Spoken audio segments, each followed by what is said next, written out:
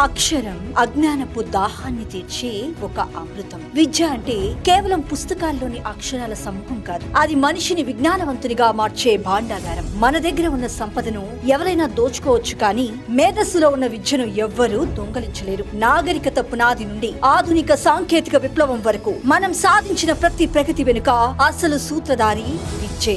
అందుకే ప్రజా ప్రభుత్వంలో విద్యకు పునాది బలంగా పడుతుంది. గౌరవ ముఖ్యమంత్రి శ్రీ రేవంత్ రెడ్డి గారు కేవలం పరిపాలన సాగించడం లేదు, భావితరాల భవిష్యత్తు కోసం ఒక బలమైన పునాది వేస్తున్నారు. మొన్నటి వరకు కార్పొరేట్ సామాజిక బాధ్యత నిధులు ఎక్కడ ఎప్పుడు ఎలా ఖర్చవుతున్నాయో ఎవరికీ తెలియని దుస్థితి. కానీ నేడు ఆ నిధులను పెట్టుబడిగా మార్చి ప్రభుత్వ పాఠశాలలను ప్రపంచ స్థాయి విద్యా కేంద్రాలుగా తీర్చిదిద్దే బృహత్తర బాధ్యతను గౌరవ ముఖ్యమంత్రి శ్రీ రేవంత్ రెడ్డి గారు స్వయంగా భుజాన ఎత్తుకున్నారు. విద్యాభివృద్ధి కోసం రహేజా, రాంకీ గ్రూపులు చెరొక 50 కోట్లు, యశోద ఫౌండేషన్ 10 కోట్ల రూపాయలు, ఇలా మొత్తం 110 కోట్ల రూపాయల సిఎస్ఆర్ నిధులు సమకూర్చడం సీఎం రేవంత్ రెడ్డి గారి దార్శనికతకు నిదర్శనం. గతంలో లేని విధంగా ఈ నిధుల పర్యవేక్షణ కోసం ప్రత్యేకంగా ఒక సీనియర్ ఐఏఎస్ అధికారిని నియమించడం ద్వారా పారదర్శకతకు పెద్దపీట వేశారు ఆయన. కార్పొరేట్ కంపెనీలు సమాజం నుంచి పొందుతున్న వనరులను తిరిగి సమాజానికే, మరి ముఖ్యంగా విద్యార్థుల నైపుణ్యం కోసం వెచ్చించేలా వారిని ఒప్పించడంలో ప్రజా ప్రభుత్వం పూర్తిగా సఫలీకృతమైంది. ముఖ్యంగా